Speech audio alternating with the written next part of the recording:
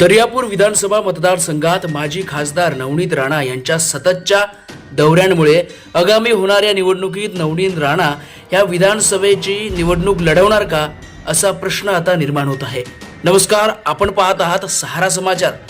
विधानसभा मतदारसंघात दर्यापूर विधानसभा मतदारसंघात माजी खासदार नवनीत राणा यांच्या सततच्या दौऱ्यांमुळे आगामी होणाऱ्या निवडणुकीत नवनीत राणा ह्या विधानसभेची निवडणूक लढवणार का असा प्रश्न आता मतदारसंघातील स्थानिक जनतेच्या मनात पडला आहे।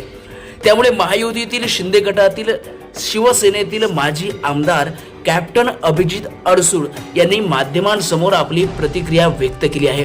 त्यामध्ये कॅप्टन अभिजित अडसूळ म्हणतात की दर्यापूर मतदारसंघ हा शिवसेनेलाच राहणार आहे व नवनीत राणा ह्या खासदार राहिलेले आहेत आणि त्या महायुतीच्या घटक पक्षातील माजी खासदार राहिले आहेत, त्यामुळे ते दौरे करूच शकतात। परंतु दर्यापूर मतदारसंघ हा भाजप निवडणूक लढेल तर संपूर्ण महाराष्ट्रामध्ये शिंदे गट आणि शिवसेना भाजपच्या समोरासमोर लढेल असे मत सुद्धा त्यांनी यावेळी व्यक्त केले। दर्यापूर मतदारसंघ हे शिवसेनेचे गड राहिला आहे, बाले किल्ला म्हणून ओळखला राहिला आहे। तसेच कॅप्टन अभिजित अडसूळ दर्यापूर मतदारसंघातून आमदार म्हणून त्यांनी दर्यापूर मतदारसंघाचं हे प्रतिनिधित्व केलं आहे।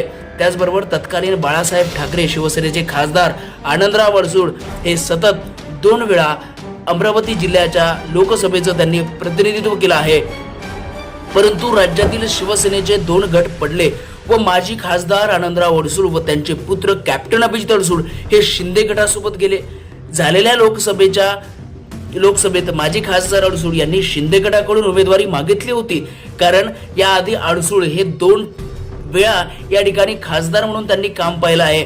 परंतु महायुती भाजपामध्ये पक्षप्रवेश करून माजी खासदार नवनीत राणा यांना लोकसभेची उमेदवारी मिळाली, त्यामुळे माजी खासदार अडसूळ हे नाराज दिसून आले। तसेच निवडणुकीमध्ये नवनीत राणा यांचा पराभव झाला। त्याचप्रमाणे दर्यापूर मतदारसंघ शिंदे गट शिवसेनेला सुटणार अशी चर्चा आहे व कॅप्टन अभिजित अडसूळ हेच शिवसेनेचे उमेदवार राहतील असे मत देखील शिंदे गट शिवसेना नेत्यांनी व्यक्त केले आहे।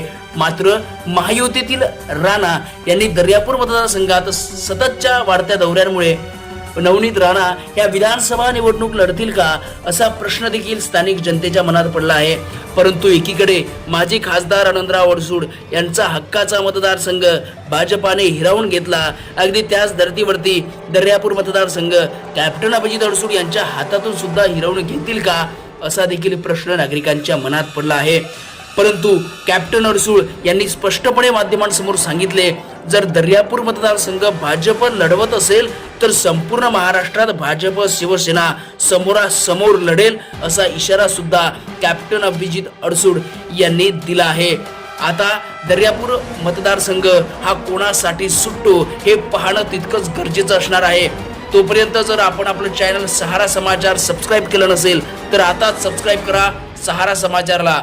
सहारा समाचार म्हणजे आवाज लोकशाहीचा, अन्यायाला फोडूवाचा।